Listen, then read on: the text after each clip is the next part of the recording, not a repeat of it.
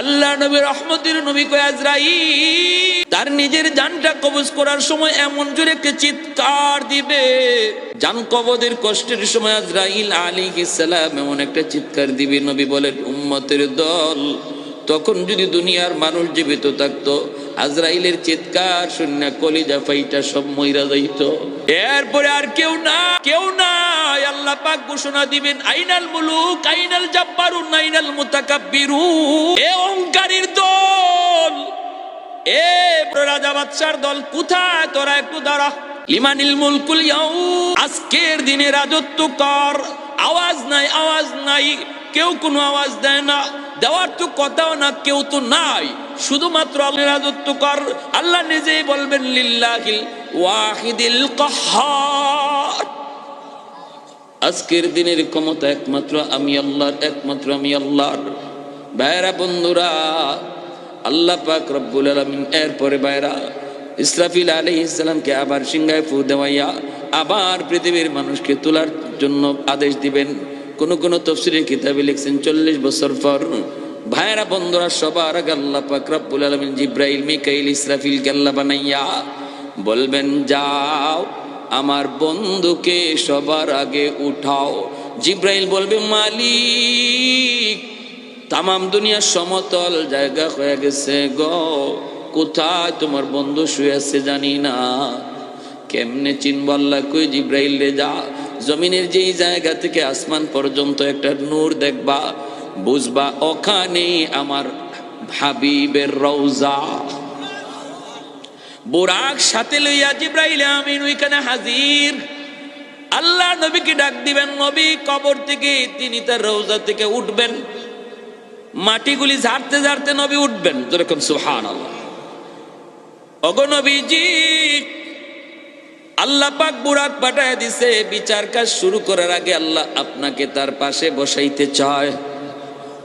আল্লাহ বিচারকেরা শুনে বসবে, পাশেই আমার আপনার নবীর বসায় রাখবে। মায়ার নবী দয়ার নবী কয় ভাই জিবরাইল আমি বুরাকের পিঠে উঠবো না যতক্ষণ পর্যন্ত আমার উম্মত কোন হালে আছে এটা না জানবো। জিবরাইল আমিন মায়ার নবীকে কয় নবী গো, ওগো উম্মতের দরদি নবী, আপনার মতো এত দরদি নবী আমি জিবরাইল নিজে জীবনে দেখি নাই গো নবী। আজকে বুরাকের পিঠে উঠবেন তখন উম্মতের কথা ভাবেন, আল্লাহর সাথে মেরাজে দেখা করছেন সেখানে উম্মতের কথা ভাবছেন। ওগো নবী শুনেন, শুধুমাত্র আপনি একমাত্র মানব যাকে আল্লাহ পাক সবার আগে উঠাইতেছে, এর আগে কাউকে আল্লাহ এখনো উঠায় নাই। যেরকম সুবহানাল্লাহ।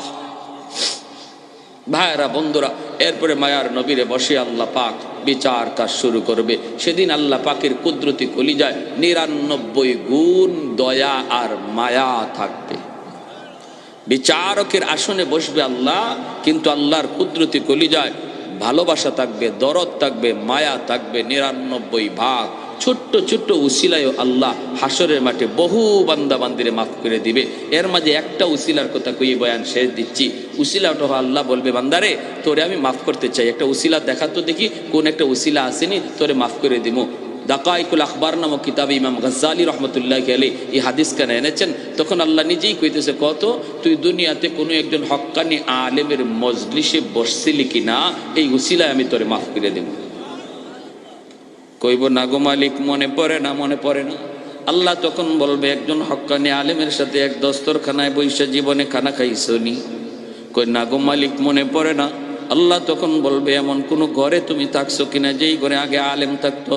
কই না মনে পড়ে না। আল্লাহ তখনও বলবে বান্দারে দেখ, একটু খেয়াল করে দেখ তোর কোন সন্তানের নাম কোন হক্কানি আলেমের নামে নাম রাখছো কিনা। এতটুকু ছিলাও যদি আমি আল্লাহ হাসরের মাটি পাইরি বান্দা, আমি তোর গুনাহ মাফ করে দিমু। কয় না গো মালিক মনে পড়ে না। এইবার আল্লাহ ফেরেশতাদেরকে বলবেন, ফেরেশতারা ওরে জিগাও দুনিয়াতে কোনো হক্কানি আলেমের সাথে সম্পর্ক তার প্রমাণিত হয় নাই, কিন্তু এমন কোন বন্ধু তার ছিল কিনা যেই বন্ধু আলেমদেরকে ভালোবাসত।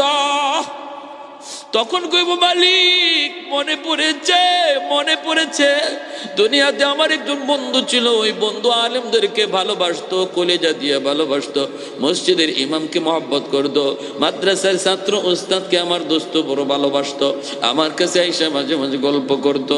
আল্লাহ পাক রব্বুল আলামিন ফেরেশতাদেরকে বলবেন, ফেরেশতারা রে, আমার বান্দার সম্পর্ক ডাইরেক্ট প্রমাণিত হইছে না, কিন্তু ইনডাইরেক্ট প্রমাণিত হইছে। আমি আল্লাহ আজকে ওই সম্পর্কটাকেও উসিলা করে তার জন্য জান্নাতের ফয়সালা দিয়া দিলা। ইসমে আজম বুঝেননি? পাওয়ার, যে ইসমে আজম বলে আল্লাহ নামের উসিলায়, আল্লাহ নামের উসিলায় যে অসম্ভব কাজে সম্ভব করতে পারে, এই ধরনের যোগ্যতা যার হাসিল হয়ে যায় তারে বলা হয় সে যে ইসমে আজমের মালিক। ইসমে আজম, কেউ বলছেন ইয়া হাইয়্যু ইয়া কাইয়্যুম ইসমে আজম। তো ইসমে আজম জানেন একজন আল্লাহর ওলির কাছে এক ছাত্র এক হুজুর আমারে আপনি এই সবকটা শিখাননি, আপনি যেটা পারেন। বলে কোনটা? বলি যে অসম্ভবের সম্ভব বানাই দেন। তো ক্ষতিতে যাও তুমি, ওই 3 রাস্তার মুখে একটু দাঁড়াই থেকে আজকে সারাদিন কিতা দেখবা, সব দেখাই আমারে জানাইও, এরপরে তোমারে আমি এই সবকটা দিব, তোমার এটা শিখাই দিব। এইখানে দাঁড়াইছে, দাঁড়ায় দেখে এক লোক, বুড়া লোক, এরকম ভাবে একটা বোঝা লই আইতেছে। এই অবস্থায় দেখা যায় আর একটা জোয়ান মানুষ, জোয়ান মানুষে ফের গেউই তার বোঝাটারে ফালাইয়া তার সাথে অনেক খারাপ আচরণ করছে। বুড়া মানুষটা বারবার ফলে হাত জোর করে কয়, বাবারে তুমি আমার সাথে কেন এরকম করতেছো?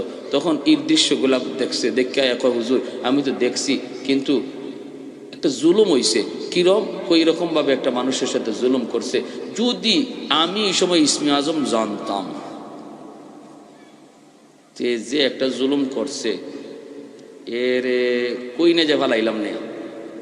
এমনি আল্লাহর ওলি কয়, তোমার তো দেখকে অত জুস উঠে গেছি গা, তুমি এর মাইরে ফেলাইতা। কিন্তু যে বুড়া মানুষটার সাথে এ খারাপ আচরণটা করছে আর ইনি হাত দূর করে মাফ চাইতেছে, ওই বুড়া মানুষটা হইল আমার ইসমে আজমের উস্তাদ। বুঝুননি আপনারা কোনটা? তোমার তো এখান থেকে গিয়া রাগ উঠে গেছে, গুসা উঠে গেছে, এজন্য তোমার মতো মানুষই ইসমে আজম দেওয়ান যাইতো না। দিলে যে কারে কোন ভাই তুমি গাঙ্গ ফালাইবাই, এটা হিসাব নাই। কিন্তু যেই মানুষটা কষ্ট পাইছে, ইনি ইসমে আজমের উস্তাদ আমার, উনি যদি খালি একটু আল্লাহর কাছে চাইতো আর একটু ইশারা দিত, তো এ দুলিশাত হয়ে যেত। কিন্তু এরপরে ইনি এই অস্ত্রটা ব্যবহার করে না, হজম করছে। যার ইসমে আজম হজম করার ক্ষমতা আছে, আল্লাহ তারই এটা দেয়। বুঝে আসছে? এজন্য কাতিয়ার সাহেব রাহিমাহুল্লাহকে এর আমার খাদিম। এই 3 জন মানুষ সারা জীবন হুজুর যতদিন জীবিত ছিলেন হুজুরের খাদেম হয়েছিল, কিন্তু এরা কারা কেউ জানতো না। হুজুর ইন্তেকালের পরে এই ঘটনা এরাই প্রকাশ করছে।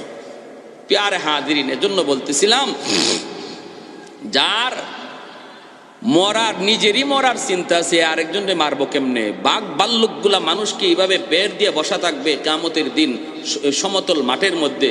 যেই বাঘে মানুষ দেখলে কলিজা খায়, রক্ত খায়, এই বাঘ এই সময় বেবুতাল্লাহ খান বয়ে রয়েছে আর আল্লাহর কাছে কিছু, আল্লাহ বাঁচাও বাঁচাও বাঁচাও। মানুষও মাঝখানে আর সমস্ত হাইওয়ানাত গুলা চতুর্দিকে, কেউ কারো উপরে হামলা করার কোনো চিন্তা নাই, একটাই কথা শুধু। এই অবস্থায় আমার ভাইয়েরা বন্ধুরা, মানুষরা দেখবে হায় হায়, জমিন তো জমিনের নিচের যে অংশ, এই অংশগুলি উপরে উঠে দিতেছে। ওয়া আখরাজাতিল আরদু আসকালাহা, জমিনের ভিতরে আল্লাহ পাক বলেন যা আছে ওইগুলা একে একে উপরে উঠতে থাকবে। খনিজ সম্পদগুলি উপরে উঠতে থাকবে, স্বর্ণের খনি স্বর্ণ উপরে উঠবে, রূপার খনি রূপা উপরে উঠতে থাকবে। এইভাবে জমিনের নিচের সম্পদগুলি উপরে উঠতে থাকবে। মানুষগুলি জিজ্ঞেস করবে, রে জমিন তোর কি হলো, কেন তুমি এমন করো, কেন তুমি এমন করো? জমিনের জবান আল্লাহ খুলে দিবে। জোরে বলি সুবহানাল্লাহ, আরেকটু জোরে বলি সুবহানাল্লাহ। وقال الأرض إذا زلزلت الأرض زلزالها وأخرجت الأرض أثقالها وقال الإنسان ما لها يومئذ تحدث أخبارها بأن ربك أوحى لها। ও ভাইরা বন্ধুরা, ওই অবস্থায় জমিনের জবান আল্লাহ খুলে দিবে, আর জমিন বলবে, রে জালেমের দল, আর আর আমার সাথে তোরা কথা বলো, তোদের কি ভয় করে না? তোদের কি ভয় করে না? ভয় করে না? তোদের জন্যই তো আমি জমিনের এই হালত, তোদের জন্যই তো জমিনের এই হালত। ভাইরা বন্ধুরা, জমিন তো প্রতিদিন আল্লাহর কাছে আবদার করে, মালিক অনুমতি দাও, আমি জমিন কম্পন শুরু করি, ভূমিকম্প দেই, সবগুলারে গেলে ফেলি। আলা কুল্লা ইয়াউমিন ওয়াল আরদু ইস্তাজিলু রাব্বাহু, জমিন প্রতিদিন আল্লাহর কাছে আবদার করতেছে জমিন ফেটে যাওয়ার জন্য। কেন? আবতালিউ ইবনা আদম ফি কারি লিআন্নাহুম ইয়ারযুকু বিরিজকিকা ওয়া ইয়াসিকা ওয়া ইয়াতাকাল্লামু বিলিসানিকা ওয়া ইয়াসিকা ওয়া ইয়ারজুলু বিরিজলাইকা ওয়া ইয়াসিকা ওয়া ইয়াবতুশু বিয়াদাইকা ওয়া ইয়াসিকা। আল্লাহ তোমার দেওয়া জবান দিয়া তোমার নাফরমানি করে, তোমার দেওয়া হাত দিয়া তোমার নাফরমানি করে, তোমার দেওয়া চোখ দিয়া তোমার নাফরমানি করে, আল্লাহ তোমার দেওয়া পা দিয়া তোমার নাফরমানি করে। আসবিরু ইলা মাতা আসবিরু, মালিক আমি জমিন আর কতকাল সহ্য করব, আর কতকাল আমি জমিনে গুনাহ দেখব। জমিনের ভিতরে যেই অন্যায় হইতেছে, যেই জুলুম হইতেছে, মালিক আর কতকাল আমি দেখব, কতকাল সইব।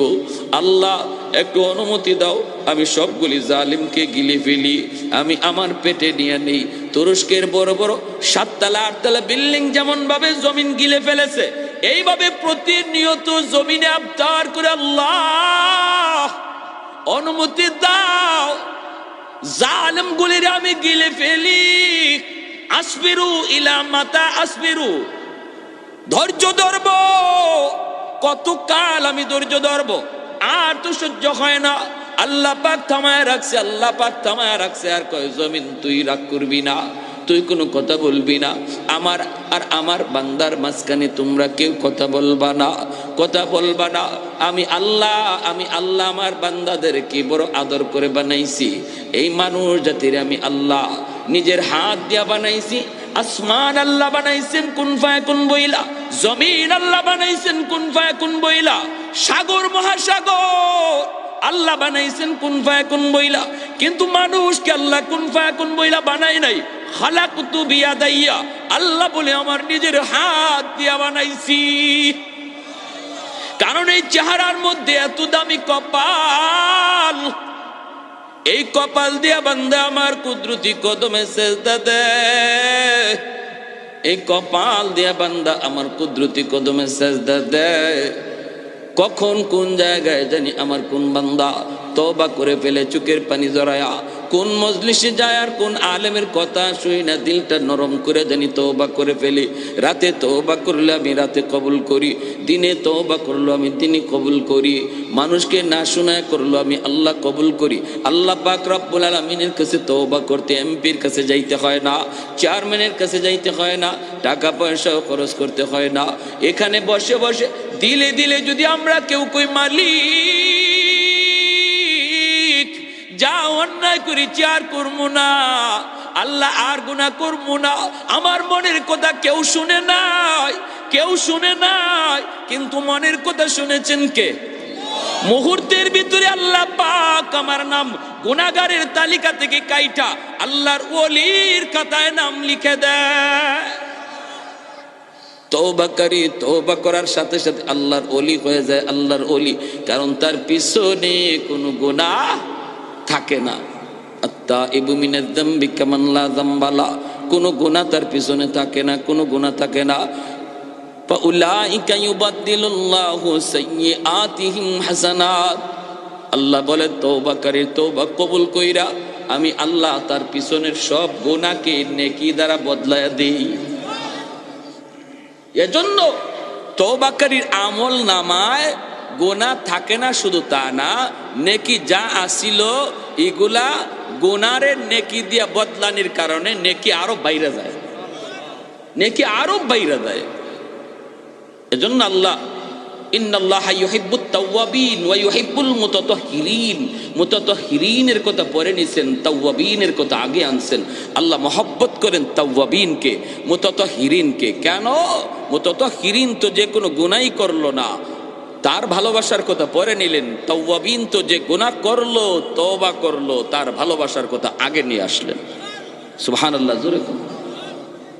প্যারে হাজিরিন, এজন্য বলি জমিন এরকম ভাবে বলবে, মানুষগুলি সব কলিজা ফেটে মারা যাবে, কিছুই থাকবে না, সবগুলি মারা যাবে। একে একে আসমান ফেটে পড়বে, আসমানগুলি কি হবে? সাগর মহাসাগরে পড়বে, নক্ষত্রগুলি খসে খসে পড়বে, সাগর মহাসাগরগুলি অগ্নিতে পরিণত হয়ে যাবে, পানি আর পানি থাকবে না। 3 ভাগের ভিতরে 2 ভাগই পানি আর 1 ভাগ খালি মাটি। বুঝেন, আমরা পানির উপরে ভাসতেছি দুনিয়াটা, আর চতুর্দিকে খালি পানি, 2 ভাগই পানি। এই অবস্থায় পানির মধ্যে নক্ষত্রগুলা খসে খসে পড়বে, আর সাথে সাথে সাগরের পানি আগুন হয়ে যাবে। সুবহানাল্লাহ। এরপরে আল্লাহ পাক রব্বুল আলামিন সব শেষ করার পর আসমান ভেঙে যাবে, দ্বিতীয় আকাশ তৃতীয় আকাশ ভাঙবে, ফেরেশতাদেরকেও বলবে, মালাকুল মউত আজরাইলকে, ফেরেশতাদের জান কবজ করো, ফেরেশতারাও শেষ। এরপর আল্লাহ কইব, আজরাইল কে আছে? আর আল্লাহ, তোমার সম্মানিত 4 জন ফেরেশতা ছাড়া কেউ নাই, জিব্রাইল, মিকাইল, ইসরাফিল, আমি আজরাইল। আল্লাহ পাক বলে, রে আজরাইল, তুমি ওই 3 জনের জানও কবজ করে ফেলো। আজরাইল আলাইহিস সালাম জিব্রাইল, মিকাইল, ইসরাফিলের জানও কবজ করে ফেলবেন। এরপর আল্লাহ কইব, আজরাইল, আর কে বাকি আছে কও?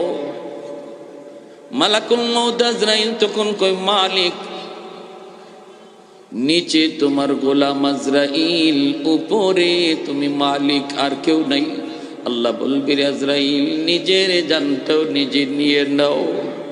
উলামায়ে কেরামের কদর, মাদ্রাসার কদর তোমরা যদিও না বুঝো, আসমান জমিনে আর যত প্রাণী আছে ওরা কিন্তু তাদের কদর বুঝে, তাদের মূল্য বুঝে। এমনকি জঙ্গলের বাঘ ভাল্লুক, গর্তের পিপিলিকা, পানির নিচের মাছটা পর্যন্ত আলেম ওলামার কদর বুঝে, আলেম ওলামার কদর বুঝে, মাদ্রাসার কদর বুঝে। কারণ ওই পানির নিচের মাছ, গর্তের পিপিলিকা কয়, মালিক, জমিনে যতদিন আলেম থাকবে ততদিন জমিনে মানুষ তোমাকে চিনবে, তোমার নাম জমিনে উচ্চারণ হবে, আর জমিন তুমি টিকায় রাখবা। আর জমিন টিকে থাকলে আমি মাছ বেঁচে থাকবো, আমি গর্তের পিপিলিকা বেঁচে থাকবো। অতএব আমি যে গর্তের পিপিলিকা বেঁচে আছি, এটাও উলামায়ে কেরামের উসিলায়। আমি যে পানির নিচের মাছ এখনো স্বাধীনভাবে ঘুরি, আলেম উলামার উসিলায়, মাদ্রাসার উসিলায়। ও মালিক, জগতে জমিনে উলামায়ে কেরামের হায়াত তুমি বাড়ায় দাও। জুড়ে বলি সুবহানাল্লাহ। গর্তের পিপিলিকা, পানির নিচের মাছ পর্যন্ত উলামায়ে কেরামের হায়াতের জন্য দোয়া করে। আর আমরা যত পারি খালি ফেসে ফেলাইতাম। মাছে দোয়া করে আলেমদের জন্য, পিপিলিকা দোয়া করে আলেমদের জন্য, গাছের পাতারা পর্যন্ত দোয়া করে উলামায়ে কেরামের জন্য। আল্লাহ নবী বলেন, এই সূক্ষ্ম কথাটি যদি তোমরা নাও বুঝো, আসমান জমিনের আর যত প্রাণী আছে ওরা বুঝে, বিধায় ওরা উলামায়ে কেরামের জন্য দোয়া করে। ভাইরা বন্ধুরা, গর্তের পিপিলিকা শুধু নয়, গাছের পাতারা পর্যন্ত একজন আলেমের জন্য দোয়া করে, উলামায়ে কেরামের জন্য দোয়া করে। এজন্য ভাইরা মনে রাখবেন, যতদিন পর্যন্ত জমিনে উলামায়ে কেরাম থাকবে ততদিন পর্যন্ত আল্লাহ পাক আমাকে আপনাকে বাঁচায় রাখবে। তাহলে মাদ্রাসা টিকায় রাখা মাদ্রাসার ফায়দার জন্য নয়, নিজের ফায়দার জন্য। আমি মাদ্রাসা টিকায় রাখছি বিষয়টা এমন নয়, বরং মাদ্রাসার খাতিরে আল্লাহ আমাকে টিকায় রাখছে। আমি একটা ছাত্ররে খাওয়াই, আমি লজিনে রাইকা একজন হাফেজ সাহেবরে খাওয়াই, বিষয়টা এমন নয়।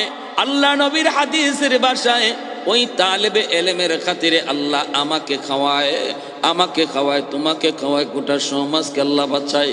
ভাইয়েরা বন্ধুরা, যদি উলামায়ে কেরাম না থাকতো রে ভাই, উলামায়ে কেরামের কদর যদি এখনো বাংলাদেশি এই পরিমাণে না হইতো, যেইভাবে আপনারা দিল থেকে মহব্বত করেন, যদিও একটা শ্রেণী উলামায়ে কেরামকে ভালো পামের বিদ্বেষ অন্তরে রাখে, কিন্তু এই দেশের সাধারণ মানুষ তারা উলামায়ে কেরামকে অন্তর দিয়ে ভালোবাসে, অন্তর দিয়া ভালোবাসে, অন্তর দিয়া ভালোবাসে।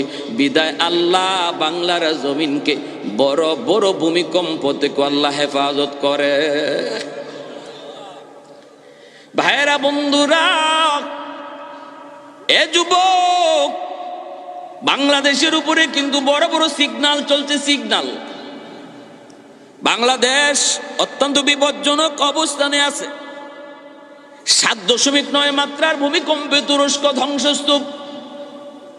বাংলাদেশেও কয়েক বছর আগে ফজরের আগের 7 মাত্রার ভূমিকম্প হয়েছিল, মাত্র কয়েকটা সেকেন্ড, স্থায়িত্ব বেশি ছিল না। কিন্তু এই অল্প সময়ের ভূমিকম্পেও বিভিন্ন দেশ, এই মাত্রার ভূমিকম্পের দ্বারা বিভিন্ন দেশ ধ্বংসস্তূপে পরিণত হয়েছে। ইতিহাস সাক্ষী তাইওয়ানের ধ্বংসস্তূপ ছিল অল্প সময়ের ভূমিমাত্রার ভূমিকম্পের কারণে, কিন্তু বাংলার জমিনকে আল্লাহ বাঁচায় রাখছে, হেফাজত করেছে। ওই ভূমিকম্পে এতটা ক্ষতি বাংলাদেশে হয় নাই। কারণ হলো ওই সময়টা ছিল তাহাজ্জুদের টাইম, আমি আপনি ঘুমাচ্ছিলাম, কিন্তু বাংলার টেকনাফ থেকে তেতুলিয়া পর্যন্ত লক্ষ লক্ষ মাদ্রাসার লক্ষ লক্ষ কোরআনের পাখিরা কোরআন তেলাওয়াতে মগ্ন ছিল। আরেকটু জোরে বলি সুবহানাল্লাহ। আহাদুল লাইসা কামিসলি সামাদুল লাইসা কাফাদলি লিমানিল মুলকু তুগুইতু সাজাওয়ার খুদাই, লিমানিল মুলকু তুগুইতু সাজাওয়ার খুদাই, তু খুদাওয়ান্দে ইয়ামিনি তু খুদাওয়ান্দে ইয়াসারি, তু খুদাওয়ান্দে জমিনি তু খুদাওয়ান্দে সামাই, তু রহিমি তু করিমি তু সমিঈ তু বসিরি, তু মুইদ্দি তু মুযিল্লি তু মালিকিল আরশি বাজাই, বরি আজ খুরদন ও খুফতন, বরি আজ তহমতে মরদন, বরি আজ বিমু উমিদি, বরি আজ রঞ্জ বালাই। আল্লাহু আকবার। ভাইরা বন্ধুরা, জন্য বলতেছিলাম কিয়ামত হবে না যতক্ষণ পর্যন্ত জমিনে আল্লাহ বলার লোক থাকবে, ঠিক কিনা? আল্লাহ নবী রহমতের নবী বলেন, ভাই জিব্রাইল, আমার ইন্তেকালের পর তুমি কি জমিনে আর আসবা? জিব্রাইল আমিন কই, নবী গো আসবো, কিয়ামতের আগে আমি জমিনে আসবো। আল্লাহর কালাম যতদিন জমিনে থাকবে ততদিন কিয়ামত তো হবে না, কোরআনের আওয়াজ যতদিন চলবে কিয়ামত তো হবে না। এজন্য আমি কিয়ামতের আগে আসবো, আইসা কোরআনের কালো কালো হরফগুলি উঠায় নিব। বাংলার মুসলমান কোরআন শরীফ খুলবে, কুইলা দেখবে হরফ নাই। ভারতের মুসলমান কোরআন খুলবে, কুইলা দেখবে হরফ নাই, কালো কালো লেখা নাই। আরবে খবর লাগাবে, সেখানেও বলবে কোরআন আছে কিন্তু কোরআনের লেখা নাই, কোরআনের হরফ নাই। কেন?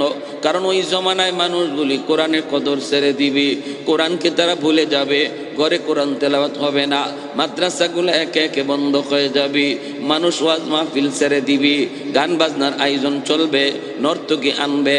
এই ভাইয়েরা যখনই আল্লাহর কালামের কদর জমিনের মানুষ করবে না, তখনই আল্লাহ পাক বলবে, জিব্রাইল যাও আমার কোরআন থেকে আমি মাওলার কালাম আমার কথাগুলি উঠায় আনো। আল্লাহ পাকের ইশারায় কোরআনের হরফগুলি সব আল্লাহ পাক কুদরতিভাবে উঠায় নিবে, তখনই দুনিয়ার হায়াত শেষ। তাহলে কোরআন যতদিন আছে ততদিন জমিন আছে, কোরআন যতদিন আছে ততদিন আমি আছি। আল্লাহ আসমানি জমিনি গজব থেকে হেফাজত করবে, ঠিক না? ওয়ানুনাজ্জিলু মিনাল কুরআন মা হুয়া শিফাউন ওয়া রাহমা ওয়া রাহমাতুল লিল মুমিনিন।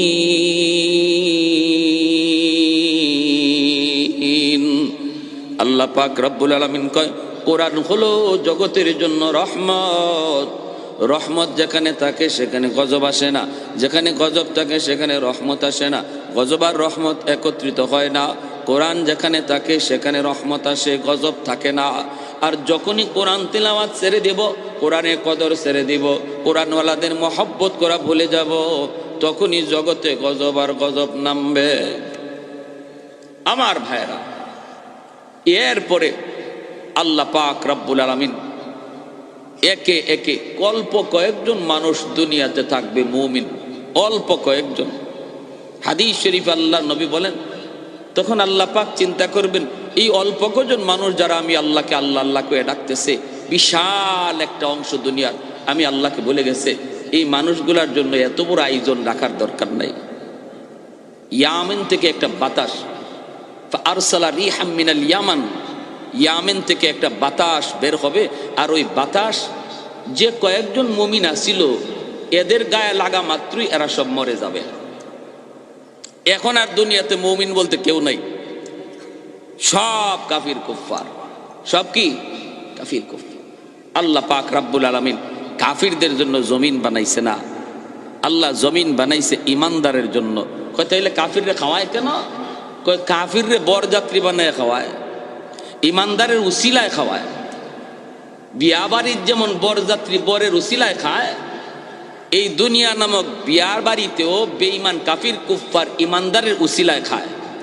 এজন্য ইমানদার যতদিন একজনও দুনিয়ায় থাকবে ততদিনও আল্লাহ একজনের উসিলায় কাফির কুফফার রেখা হবে। যেদিন একজন ইমানদারও থাকবে না এদিন আল্লাহ কোনো কাফিররে আর খাওয়াবে না। বর যদি বিয়া বাড়িত না আয়, দামান যদি না আয়, আপনারা বরযাত্রীরা খাওয়াইবেন নি?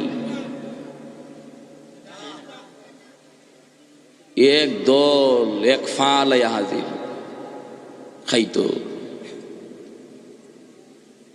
কনের পক্ষের লোকেরা কয় তোমরা কেডা? কয় আমরা বরযাত্রী। কয় দামান কো? কয় দামান আইছে না। দামানে কয় বিয়া করতো না। কমলগঞ্জের কয়জন এইরকম হৃদয়বান মানুষ আছেন, এরারে পেট ভরাইয়া খাওয়াই দিবে। কইব জারুটা কই আগে ল, এটা খাউর আর খাউরা।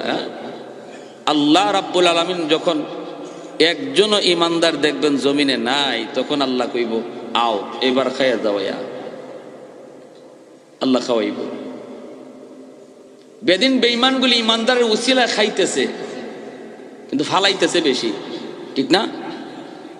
বিয়া বাড়ি তো দেখবেন বরের উসিলায়, দামানদের উসিলায় বরযাত্রী খায় কিন্তু ফালায় বেশি বরযাত্রী। দামান তো রুমাল মুখি দিয়া বসা, এক টুকরা দিলেও আছে না দিলেও আছে, খাওয়াইলেও আছে না খাওয়াইলেও আছে, লড়েও না মাতেও না মুতেও না। আর উতাল ফাতাল তুফান যা আছে সব বরযাত্রীরা কঠায়। লবণ কেল লাগি কম হইল, তেল কেল লাগি বেশি হইল, জাল কেল লাগে বেশি হইল, দুই একটা বর্তন ইবাই হিবাই উড়াইয়া ভাঙ্গে। দামান দেনা বরযাত্রীরা? হ্যাঁ, আপনাদের এলাকায় আছে। এরপরে দেখবেন আমার এক দোস্ত, আমার কইতাম না, একটা ভিচ্ছা কইতাম না, মনে পড়ছে কইব। আমার দোস্ত আমার বিয়াত গেছে, দিয়ে কয় দোস্ত খাইতে বসলাম, তোমার বিয়াত গেলাম, আমারে খানা দিব, ভালো কথা, চামচ দিয়ে গুজ দে। আমি কই চামচ দিয়ে গুজ দিত না তো কেমনে দিত? কই তুমি যে কিতা মাতো। আমি কইলাম তো এরপরে খেতেছে? কইলাম কই এরপরে দিলাম একটা ঠাডে একটা দমক। চিনো আমারে? আমারে চিনো? আপনি কেডা? ওই যে রুমাল মুখে দিয়ে বয়ে রইছে, এই তোমার কিতা? ওই নেই কখনো ওই শুন না, তাই না? আমার দুলাভাই ওইবা।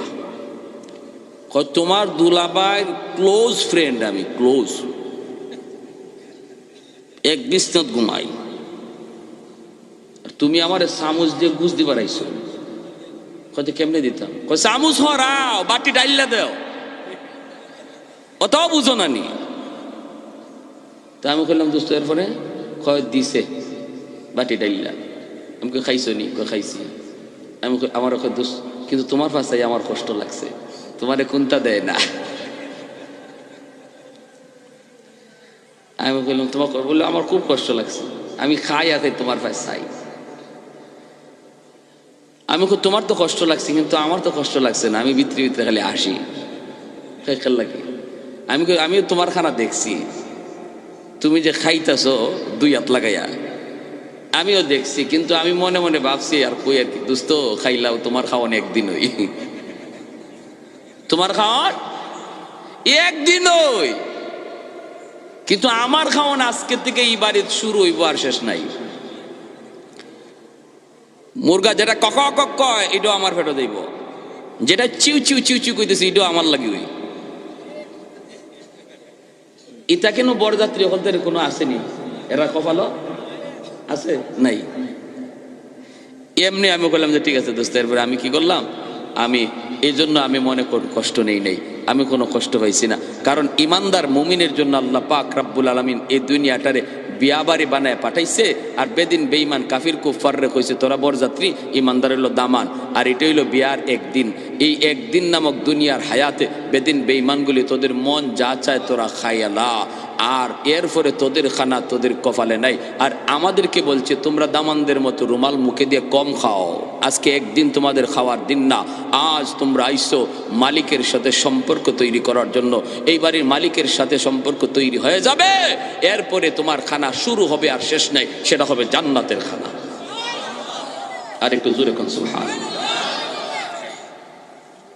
এজন্য আমার ভাইয়ের বন্ধুরা, যুবক, বেদিন বেঈমান কাফির কুফার এরা হলো এই দুনিয়াতে ইমানদার মুমিনের জন্য এরা হলো বরযাত্রী, ইমানদার হলো বরদামান।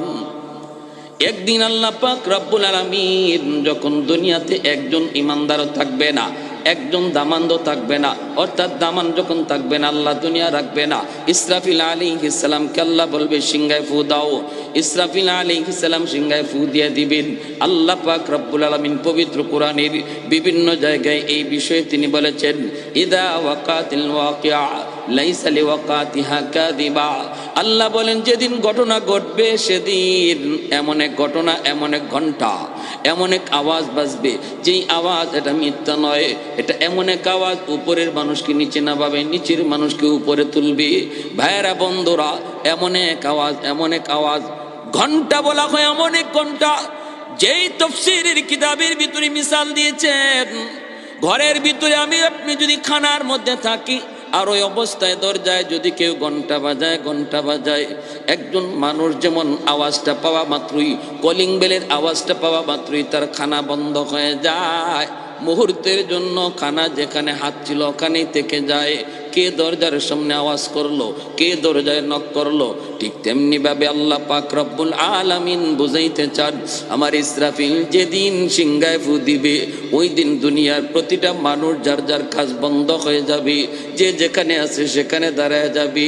ঘর থেকে বের হয়েছে, মা সন্তানকে নিয়ে স্কুলে যাবে, মাদ্রাসায় যাবে, এক পা ভিতরে এক পা বাহিরে, ওই অবস্থায় মার পাটা থেমে যাবে।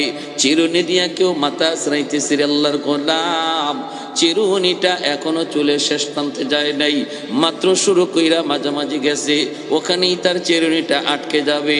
আয়নার সামনে দাঁড়া চেহারা দেখতেছে, আর চেহারা ওখানেই তার আটকে থাকবে। এমন একটা আওয়াজ, এমন একটা আওয়াজ, ভাইরা বন্ধুরা, আওয়াজের পরিধি বাড়তে থাকবে। জমিনে কম্পন শুরু হবে, ভূমিকম্প শুরু হবে। এমন এক ভূমিকম্প, 7.9 মাত্রার ভূমিকম্পে যদি তুরস্ক ধ্বংসস্তূপে পরিণত হয়ে যায়, ইসরাফিল আলাইহিস সালামের সিংহার ফুতেই ওই দিন 7 মাত্রার ভূমিকম্প না, 100 মাত্রার ভূমিকম্প হবে। 100 মাত্রার ভূমিকম্প যদি জমিনে আল্লাহ ঘটায় দেয় রে গোলাপ, তাহলে বলো জমিনের কি হালত হবে। মাত্র 7 মাত্রার ভূমিকম্প আর 8 মাত্রার ভূমিকম্পে যদি এই হালত হয়, 100 মাত্রার ভূমিকম্প যেদিন কিয়ামতের দিন ঘটবে ওই দিন দুনিয়ার হালতটা কি হবে। জোরে কোন সুবহানাল্লাহ। ইয়া আইয়ুহান নাসু তাকু রাব্বাকুম ইন্না জালজালাতাস সাআতি শাইউন আযীম। ওই ভূমিকম্পটারে, ওই ঝাঁকুনিটাকে আল্লাহ পাক আজিম বলেছেন। আল্লাহ পাক সব জিনিসে আজিম বলে না। আল্লাহ যেখানে আজিম বলেন, বড় বড় যেখানে বলেন, সেটা কত বড়, আল্লাহ কত বড়। তিনি যদি কোনো জিনিসকে বড় কয়, এটা কত বড়, সুবহানাল্লাহ। কোটি কোটি টাকার মালিক যে তার কাছে লক্ষ টাকা 1 টাকা 2 টাকার মতো, ঠিক না? কোটি কোটি টাকার মালিক 1 লক্ষ 2 লক্ষ টাকার 1 লক্ষ কয় না, কয় 1 টাকা 2 টাকা। ভাইরা বন্ধুরা, জন্য আল্লাহ পাক রব্বুল আলামিন তিনি শাইউন আযীম বলেছেন। এটা এমন এক ধমকি, এটা এমন এক আওয়াজ, এমন এক ঝাঁকুনি, যেই ঝাঁকুনিতে কি ঘটবে, ঝাঁকুনিতে ঘটবে কি, ঝাঁকুনিতে ঘটবে কি। ভাইরা বন্ধুরা, বাচ্চা দুধের যেই মার পেটের ভিতরে বাচ্চা আছে, এই মা পেটের বাচ্চা প্রসব হয়ে যাবে, মা টেরও পাবে না। শুধু মা না, যত প্রাণী আছে পেটে তার বাচ্চা ছিল, এই বাচ্চা প্রসব হয়ে যাবে, টের পাবে না, টের পাবে না। আল্লাহ পাক রব্বুল আলামিন পরিষ্কার পবিত্র কোরআনের সূরা হজের শুরুতে আল্লাহ বলে দিয়েছেন, এরপরে দুধের বাচ্চাগুলির কথা দুধের মা ভুলে যায়। অথচ দুধের মা কোনোদিন দুধের সন্তান ভুলে না। বিপদে পড়লো মা সব ভুলতে পারে, দুধের বাচ্চার কথা মা ভুলে না। স্বামীর সাথে রাগ করে যদি কখনো ঘর থেকে বের হয়ে যায়, কাপড় চোপড় নিতে যদি মার মনে নাও থাকে, কিন্তু দুধের বাচ্চার কথা মা ভুলে না। দৌড় দিল, বাচ্চাটারে কুলে নিয়ে দৌড় দেয়, ঠিক কিনা? কোথাও গেলে আর কিছু নেয় না নেয়, দুধের বাচ্চার কথা মা ভুলে না, ভুলে না। দুধের বাচ্চার কথা মা ভুলে না। আল্লাহ পাক বলেন ওই দিন, কিয়ামতের দিন, দুধের বাচ্চার কথা মা ভুলে যাবে। ঘুমায় থাকবে, ঘুমন্ত অবস্থায় দেখবেন দুধের বাচ্চার কথা মা ভুলে না। সর্বদা বাচ্চাটার পেটের মধ্যে একটা হাত দিয়া মা ঘুমায়, ঘুমায়, মা ঘুমায় তো ঘুমায়, ঘুমন্ত অবস্থায় মার একটা হাত দুধের বাচ্চার উপরে থাকে, দুধের বাচ্চার উপরে থাকে। রান্না করে মা যদি রান্না করতে যায়, ঘরের মধ্যে যদি দুধের বাচ্চা থাকে, রান্না করে মা রান্না করে, কান থাকে বাচ্চার কাছে। ওয়া শব্দটা কইতে দেরি, মা দৌড় দিয়ে আসতে দেরি হয় না, ঠিক কিনা? আল্লাহ পাক বলেন ইয়াউমা তারাউনাহা তাযহালু কুল্লু মুরদিআতিন আম্মা আরদাত ওয়া তাদাউ কুল্লু যাতি হামলিন হামলাহা ওয়া তারান নাসা সুকারা ওয়া মা হুম বিসুকারা ওয়ালাকিন্না আযাবাল্লাহি শাদীদ। মানুষগুলি পাগলের মতো দিক বিদিক দৌড়াইতে থাকবে, ছুটাছুটি করতে থাকবে। মানুষ পাগলের মতো দৌড়াবে। আল্লাহ কয় না বন্ধু, ওরা কেউ পাগল নয়, ওরা কেউ পাগল নয়। কিয়ামতের দিন কেউ কাউকে চিনবে না, কেউ কাউকে চিনবে না। দুধের বাচ্চার কথা যদি মা ভুলে যায়, সেখানে স্বামীর কথা কেমনি ইয়াদ রাখবি? স্বামী স্ত্রীর কথাই বা কেমনি ইয়াদ করবি? ঘর থেকে দৌড়াইতে দৌড়াইতে সবাই ময়দানের দিকে ছুটবে, ময়দানের দিকে ছুটবে, ময়দানের মধ্যে হাজির হয়ে যাবে। ওই অবস্থায় ভাইরা, জঙ্গলের জীব জানোয়ারগুলি যেগুলি আছে, জঙ্গলের জীব জানোয়ারগুলি এরাও জঙ্গল ছেড়ে মানুষের কাছে আশ্রয় নেওয়ার জন্য হাজির হবে। জঙ্গলের বাঘ ভাল্লুক এতটা ভীত হয়ে যাবে, সিংহার ফু আর ভূমিকম্পের এই ধরন দেইকা জঙ্গলের বাঘ ভাল্লুকগুলা পর্যন্ত মানুষের কাছে আশ্রয় নিবে। ওরাও জানে আল্লাহর সৃষ্টির শ্রেষ্ঠ জীব হলো মানুষ, মানুষের খাতিরে আল্লাহ জগৎ টিকায় রাখছে, মানুষ আল্লাহর কাছে বড় দামি, এজন্য ওরা মানুষের কাছে আশ্রয় নিতে আসবে। মানুষ ময়দানের মাঝখানে, চতুর্দিকে হাইওয়ানাত, কেউ কারো উপরে হামলা করার চিন্তা করবে না। নিজের জান নিয়ে যখন কেউ ব্যস্ত থাকে, আরেকজনকে মানার চিন্তা করে না। নিজের জান বাঁচানোর ফিকির যখন হয়, আরেকজনকে মারার চিন্তা করে না। কাতিয়ার সাহেব রাহিমাহুল্লাহ, আল্লাহর বহুত বড় ওলি, ডাকাতের দল ওনাকে নৌকায় উঠাইছে, আল্লাহর ওলিকে নিয়ে যাবে, হত্যা করে ফেলবে। কারণ আল্লাহর ওলির কারণে ওরা কোনো এক্সিবিশন করতে পারে না, যাত্রা বানাইতে পারে না। আল্লাহর ওলি যেখানে এক্সিবিশনের খবর পান, যাত্রার খবর পান, দৌড়ায় সেখানে চলে যান, যাত্রা মুহূর্তের ভিতরে শেষ করে দেন।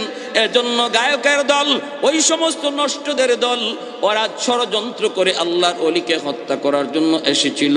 ভাইরা বন্ধুরা, আল্লাহর ওলি আজ তো দুনিয়ায় নাই। আল্লাহর ওলির কবরকে আল্লাহ পাক জান্নাতের উঁচু মাকাম বানায় দিন। সবাই বলি আমিন। ডাকাতের দল নৌকা নিয়ে সেই বর্ষার মৌসুমে এসে বলতেছে,